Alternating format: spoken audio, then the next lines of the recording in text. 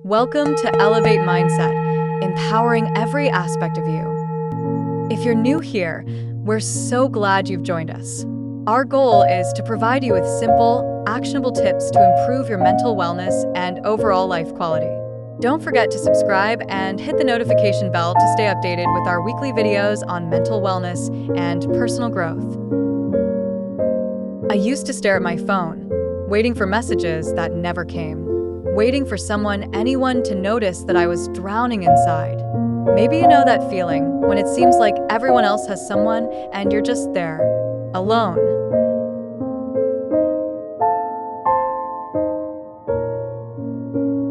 Let me tell you something I've never shared before.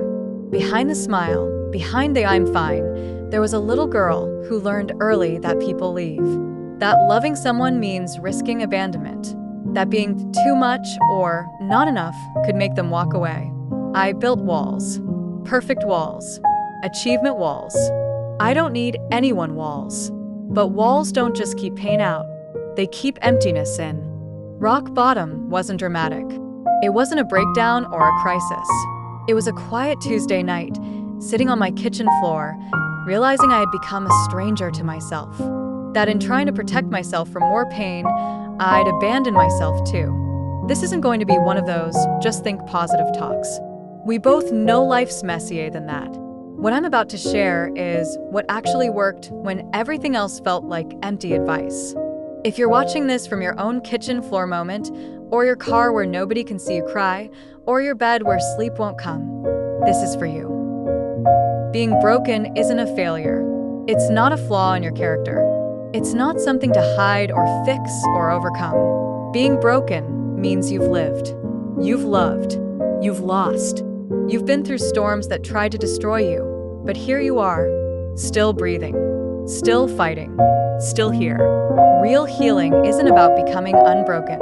It's about understanding that your broken pieces are part of your story.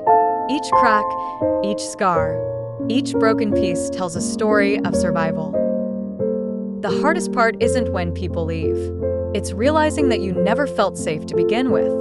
Always waiting for the other shoe to drop. Always bracing for goodbye.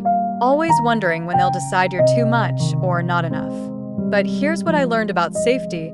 It's not about finding it in others. It starts with building it within yourself. Think of it like building a house. Your house. One that no one can take away from you. Building your own safety isn't about not needing anyone. It's about knowing that no matter who stays or goes, you'll catch yourself, you'll hold yourself, you'll show up for yourself. Because the person you've been waiting for, it's you. There's strength in your story, even the parts that hurt, especially the parts that hurt. You try to hide those chapters, don't you? The ones that keep you up at night, the moments that replay in your head, the parts of your story you wish you could erase. You think these are your weak moments. Let me tell you what they really are. Real strength. Surviving your darkest nights. Getting up when life knocks you down. Keeping your heart open after it's been shattered. Still being soft in a world that tried to harden you. Your story matters. Not despite the pain. Because of it. And maybe, just maybe, the chapters you try to hide are the ones someone else needs to hear to feel less alone. I want to be clear. This isn't about becoming someone new. It's about finally meeting yourself where you are. Scars, struggles, and all. That girl on the kitchen floor? She's still here. She's part of my story.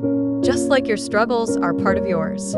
But now she knows something powerful. The love she needed had to start with herself. Drop a simple red heart in the comments if you're here, if this hits home. No explanation needed.